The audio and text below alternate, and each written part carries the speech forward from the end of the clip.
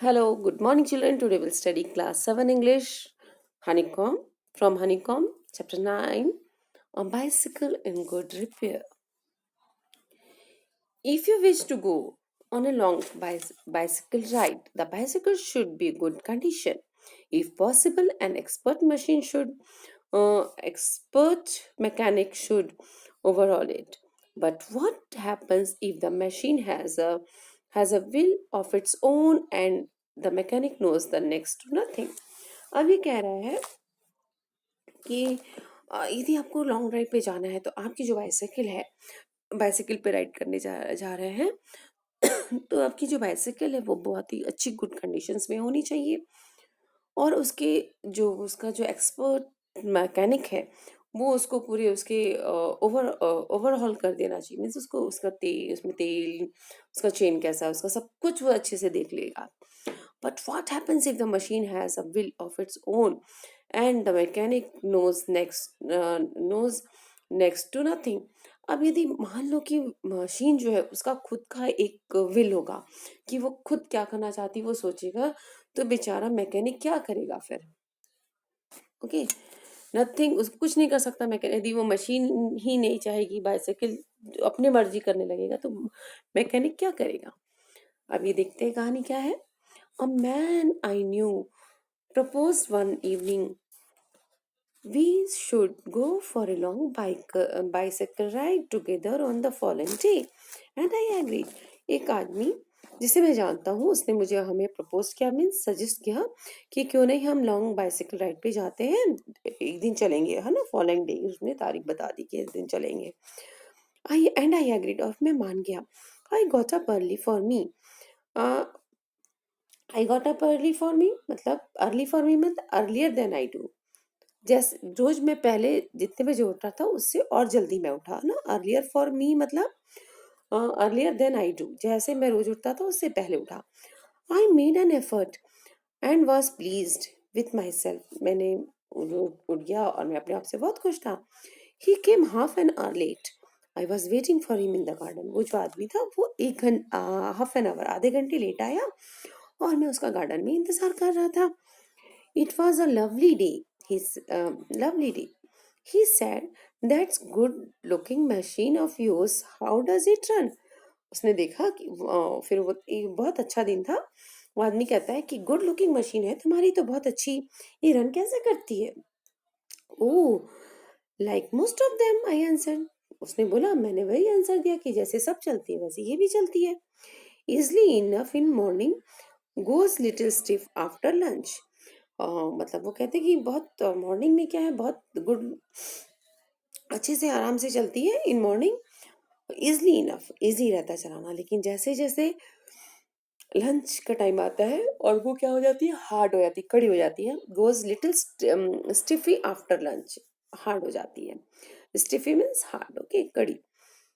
He got hold on it by the front wheel and the fork and shook it violently. वो आदमी जो था उसने उस साइकिल को पकड़ा और जोर से उसको, फ्रंट व्हील, उसका जो सामने वाला चक्का था, उसको जोर जोर से वो हिलाया, है ना। अ, उसको जोर से हिलाया।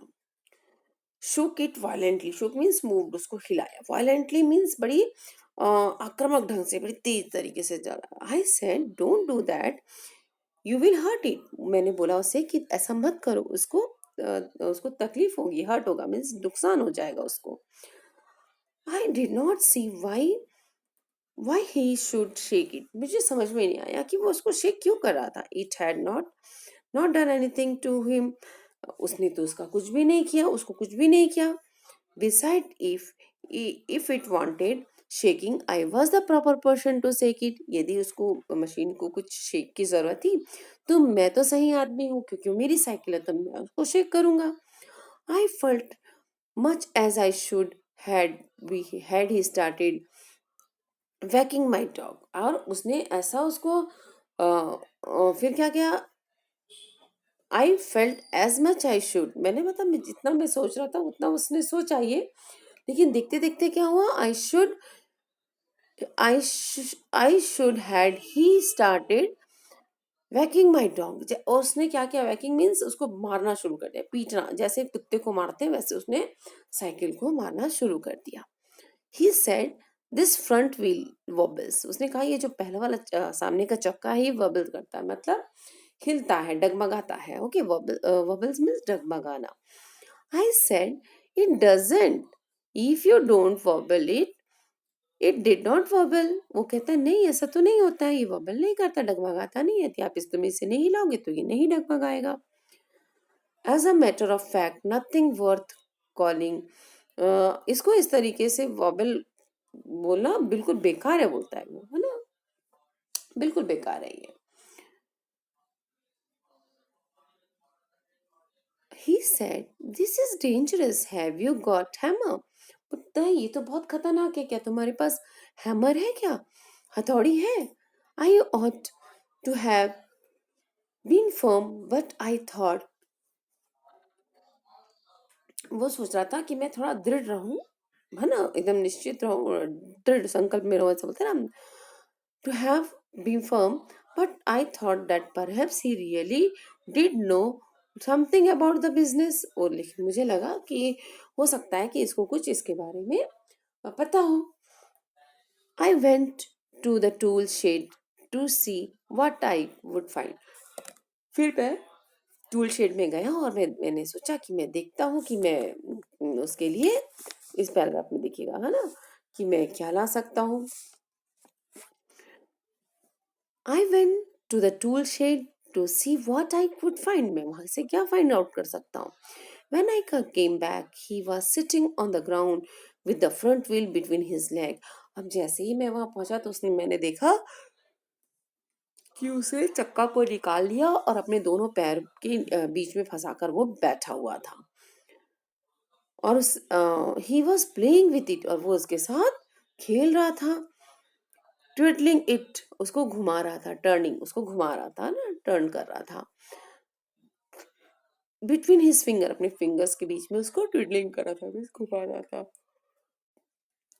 The remnant of machine was lying on the gravel path beside him, और जो बाकी मशीन का पार्ट था वो मशीन में, वो पार्ट, बाकी मशीन सब उसके पास जमीन में पड़ी हुई थी। ठीक है, he said it looks to me as he if the bearings were all wrong, वो बोलता है कि मुझे लगता है कि इसमें जो बेयरिंग्स है ये सब गलत है ना, बॉल बेयरिंग होता है ना, उसमें बेयरिंग लगती है।